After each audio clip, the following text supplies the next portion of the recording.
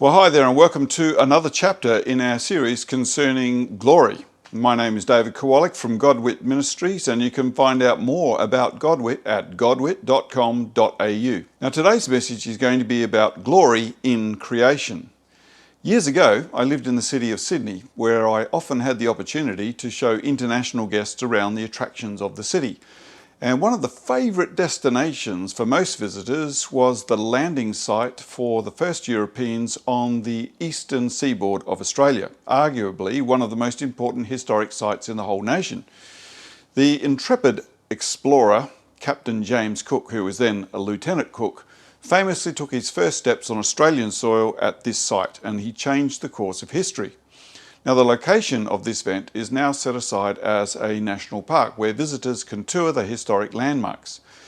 On one occasion, I took a British visitor with me who could be described as a fanatic for all things historic. Now, I had been to this landing site many times before. This time, however, I began to view it through the eyes of my overseas visitor friend. And what I saw actually did end up shocking me. On the way out to the landing, we passed by a sewage farm, and then we traversed an industrial area, and then we went through a rundown suburb under the main flight path of one of the world's busiest airports. Finally, we arrived at the park, and first impressions, I've got to say, were pretty disappointing. The whole air had an air of neglected indifference about it. Overflowing rubbish bins, weeds, graffiti, all conspired to dampen any anticipation that either one of us might have had for what was in store. But even this did little to prepare us for what we were about to witness. The supposed site on which Captain Cook first set his foot on Australian soil is actually a tiny little rock island embedded in the beach just a metre or two from dry land. And upon this rock, a memorial plaque had been erected to commemorate the event. Now, when my British friend laid eyes on this site, he was astonished to see an angler fishing from the rock. More scandalous still was the fact that this indifferent angler was using the plaque as a cutting board to dismember a hapless squid with his rusty knife. Now, being a local, I thought nothing of it except to take mental note for future reference that squid might be the secret bait to use at this venue. But my British friend was aghast. He was wondering, why isn't this man being arrested and dragged off to prison for the rest of his natural life? It was all incomprehensible to him. In any other country, a site of similar significance would doubtless be protected by around-the-clock security guards, and it would be surrounded by magnificent gardens and well-maintained tourist facilities. So what on earth was going on here? Well, I believe the answer lies with Cook's first-time encounter with the indigenous people who challenged his landing. Spears were thrown and guns were fired in a short but tragic encounter between European explorers and East Coast Aboriginal inhabitants. And all this was to set the tone for an unhappy history that saw the demise of the Aboriginal peoples across the island continent of Australia.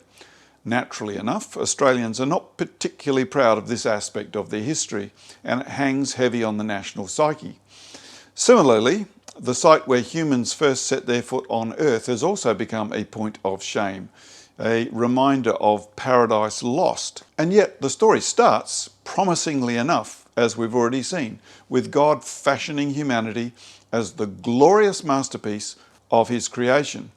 So glorious, in fact, that humanity was actually created in the image of God, in his likeness, according to Genesis 1 verse 26. This doesn't mean that we physically resemble God, but rather that the glory of God is somehow inherent in our nature. The essential nature of God, as love, is therefore reflected in us, giving us the capacity to love and to be loved.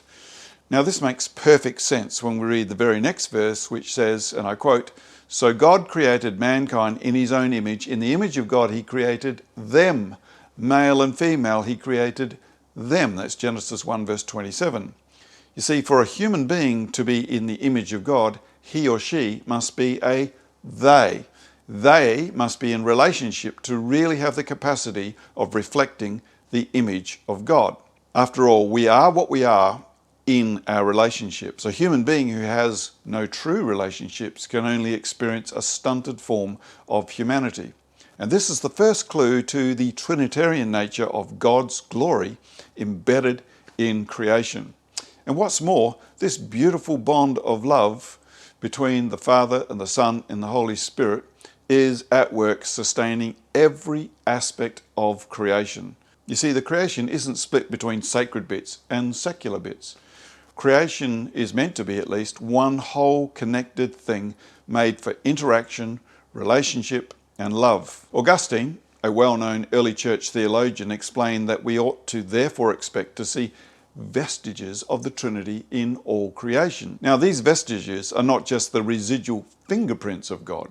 He doesn't merely finish the creation and then kick it off into space as an independent entity or something to be viewed from a distance. As the Apostle Paul has it, and I quote, "For in him all things were created, things in heaven and on earth, visible and invisible, whether thrones or powers or rulers or authorities. All things have been created through him and for him. He is before all things, and in him all things hold together." That's Colossians 1:16 to 17. So creation is in Christ, and Christ is in creation. He's involved and he is present to creation, always has been and always will be. Now, this is most especially true of humanity. And I quote again, "For in him we live and move and have our being." That's Acts 17 verse 28. Adam and Eve were created to be far more than merely representative reflections of God's nature in creation or the carriers of some kind of divine spark.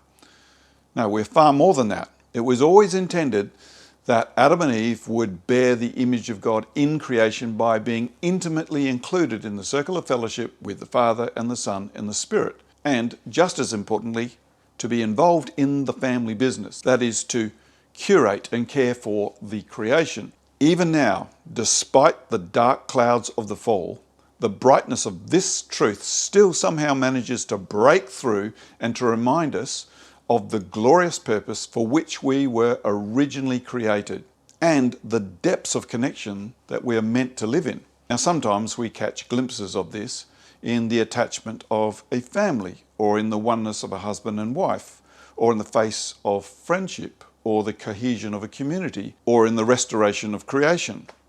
Now, something inside us knows that these are the very things that give purpose and meaning to life.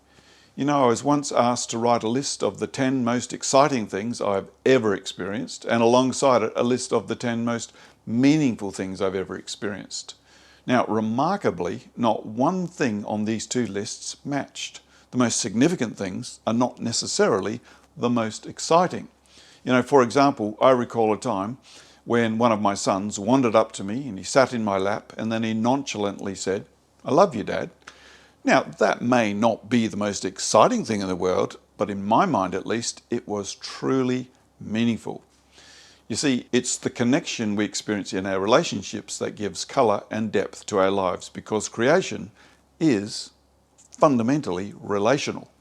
Now, not only did God make Adam and Eve to be beautifully connected in fellowship with him, he also gave them a glorious vocation, which was to be fruitful and increase in number and to fill the earth and to subdue it and to rule over the fish of the sea and over every living creature. That's Genesis 1 verse 28. As human beings, we're not only meant to be spectators of the creation, but rather partners with God in it. It was intended that we would work with God by filling the earth with his image and taking care of it. That's Genesis 2 verse 15. Now, when God finished the creation, everything was beautiful and it functioned magnificently and cooperatively.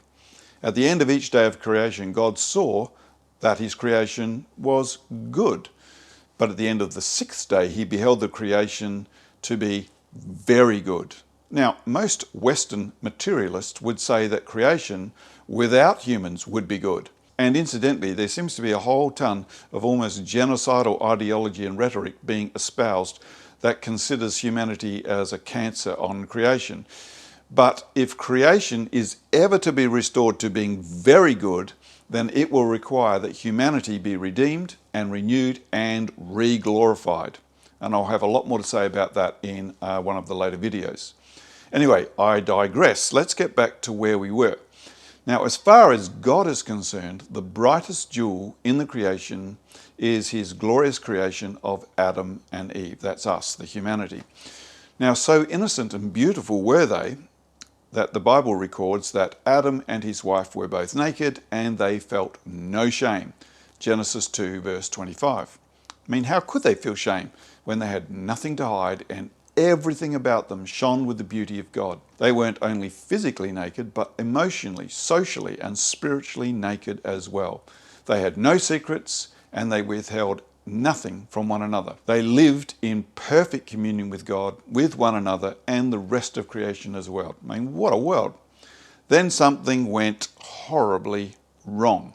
Now, nothing discernible changed on the outside, but something substantial changed on the inside of Adam and Eve. For the first time, Adam and Eve experienced shame. And I quote here, they realized they were naked. And so they sewed fig leaves together and made coverings for themselves. That's Genesis 3 verse 7. Adam and Eve had forfeited their glory. Now their nakedness, instead of revealing their glory, exposed the lack of it. And worst of all, Adam and Eve were so ashamed that they hid from God when they heard him walking in the garden in Genesis 3 verse 8. So, what went wrong? Well, put simply, Adam and Eve took the very thing that made them what they were, that is their undiluted relationship with God, and they traded it for a lie. When the serpent tempted Adam and Eve, he said, "You will be like God," Genesis 3 verse 5. So, not just in the image of God, but as God, autonomous, self-sustained. The serpent deceived the primal couple into the belief that they could live independently from God, Genesis 3:3-5. So Adam and Eve became twisted, corrupted, like a glove without a hand, a spark plug without an engine, a lock without a key. Adam and Eve became purposeless, futile.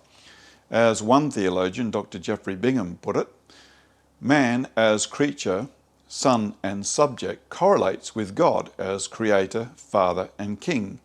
And whilst he depends upon God, his humanity is authentic.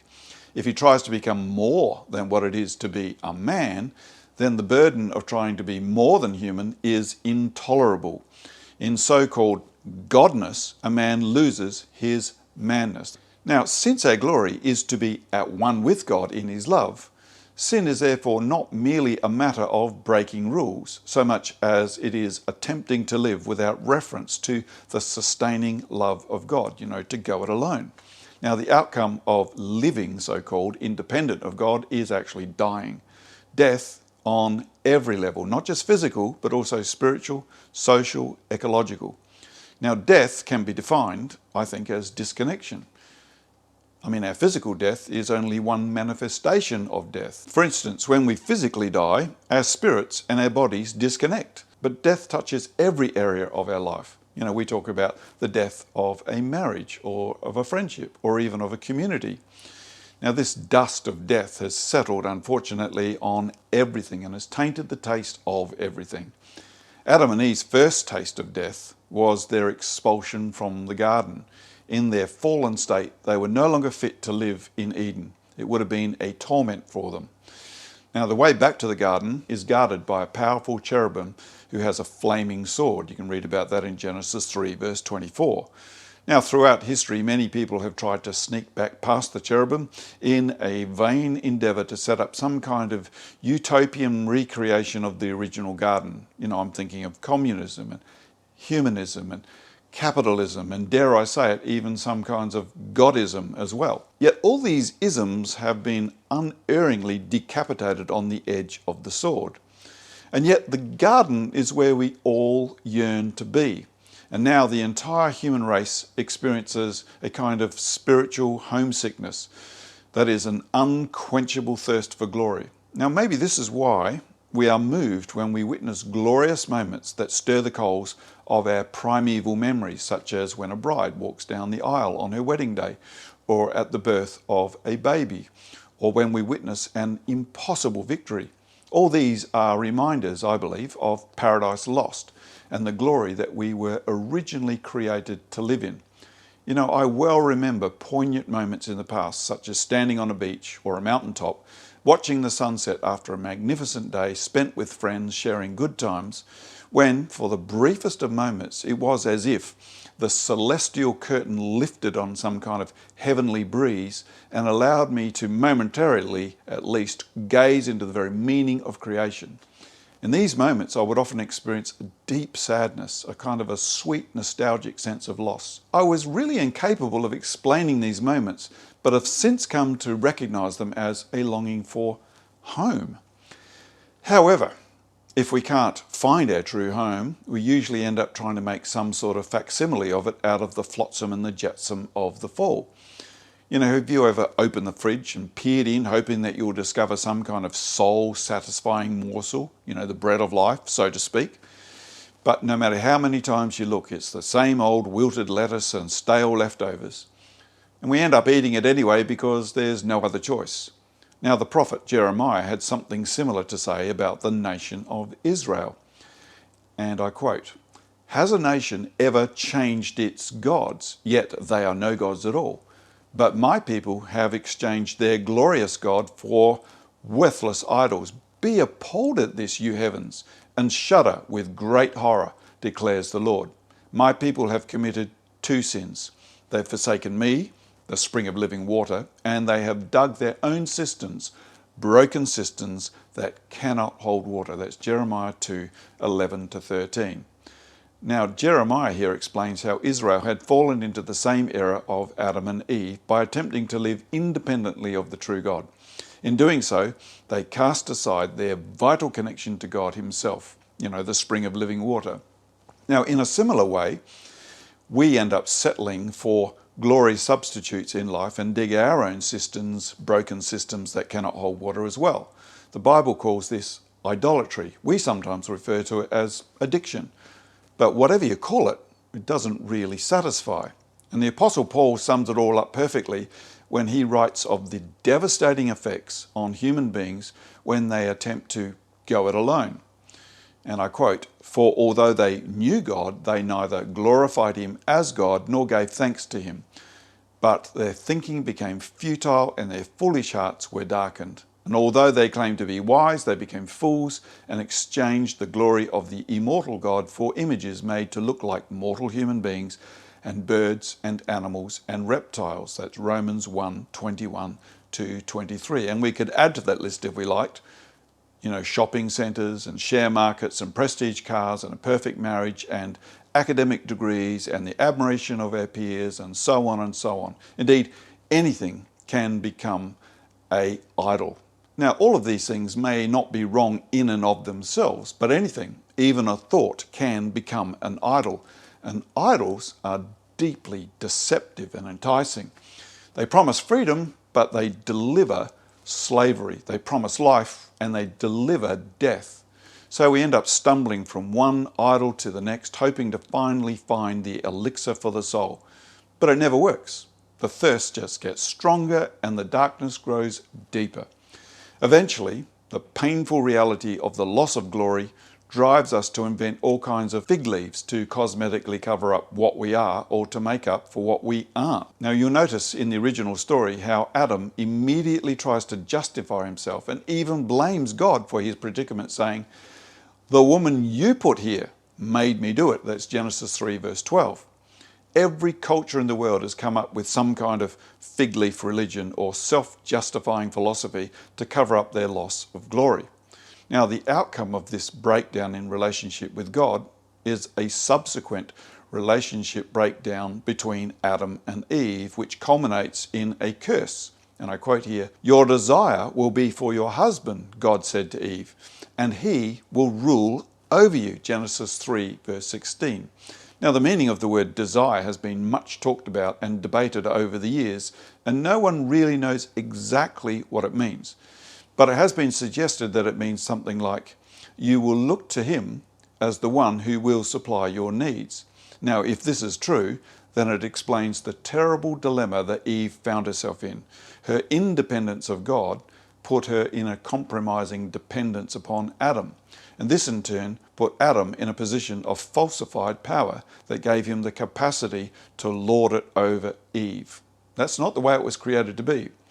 And sadly, the appalling record of women being used and abused by men throughout history, bears ugly testimony to this curse. Now, when we say curse here, of course, it's not that God imposed something upon Eve so much as made an observation of the consequences and the outcome of her decision to ignore her essential need for dependence upon God.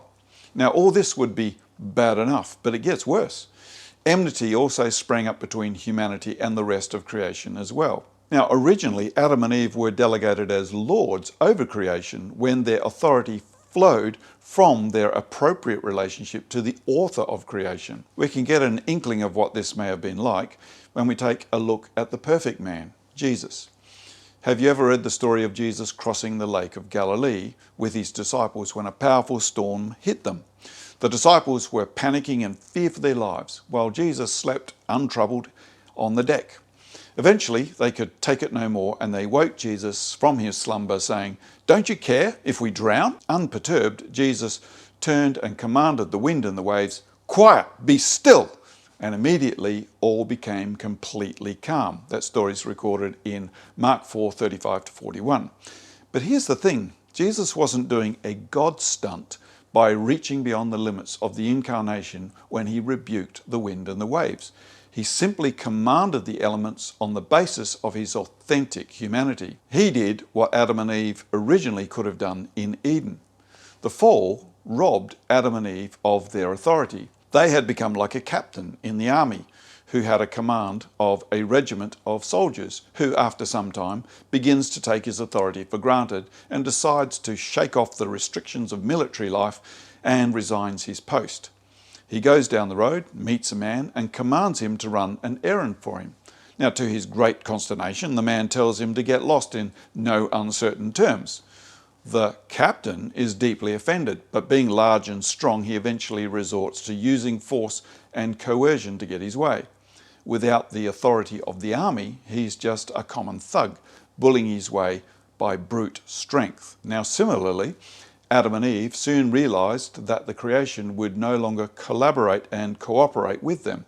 Initially, the creation was bountiful and generous with plants, pleasing to the eye and good for food, according to Genesis 2 verse 9. But after the fall, it begrudgingly gave up its produce through painful toil, and it began to sprout thorns and thistles, Genesis 3:17-18. Now we have the legacy of extinctions, polluted rivers, droughts, vermin of various kinds, and all the other blights and plights that plague the planet, to say nothing of the creatures red in tooth and claw, competing with and eating each other. However, human beings, even in their most distorted form, essentially remain bearers of the image of God. See Genesis 9 verse 6. We are still what we are, no matter how much we're marred by our rebellion. Even a mirror that's been smashed into 1,000 pieces continues to reflect the image of the one looking upon it. And even now, God continues to look upon the 1,000 broken pieces of our fallen humanity. Indeed, we desperately need to be looked upon, or as C.S. Lewis has it, we long to be noticed by God, end quote. Now, we do this because our humanity is only authentic as we know God and are known by him. Thus, our thirst for glory cannot be satisfied by anything other than God himself. The Amplified version of the Bible beautifully captures the significance of this notion in the book of Ecclesiastes, and I quote here, "He has made everything beautiful in its time. He has planted eternity in men's hearts and minds, a divinely implanted sense of purpose working through the ages, which nothing under the sun, but only God, can satisfy." Now, the frustration and the pain of disconnection only deepens our need for glory. But God has never turned his back on us. Like a child who refuses his or her parents' love, any feelings of separation are actually self-induced. In the garden, God called out to Adam and Eve with the question, "Where are you?" To which Adam answers, "I was afraid because I was naked, so I hid." Genesis 3:9-10. So you see, the problem wasn't with God, it was with Adam. It was his own shame, his self-perceived nakedness and diminished humanity that made him afraid to relate to God. Now, embedded in this story is a short verse, often overlooked, but full of meaning and hope. And I quote, The Lord God made garments of skin for Adam and his wife and clothed them. Genesis 3:21. Here we find the first hint of the good news. God was immediately at work to redeem his lost children from their shame. And I believe God's provision of these temporary garments foreshadow the eternal garment that he would later clothe humanity in, that is, Jesus Christ. Now, it's going to take a whole lot more than forgiveness of sinful deeds to fully restore us.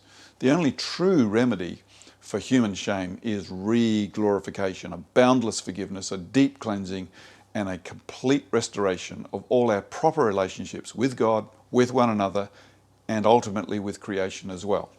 And as we shall see, God has been relentlessly coming for us through all of history with one goal in mind: to restore us to our former glory. Now, we have a lot more to say about that, to expound on that in future videos, so please don't forget to subscribe to this channel and hit the like button, and visit our website at godwit.com.au to find more resources and to discover how you can participate in this ministry. Thanks for watching. See you in the next video.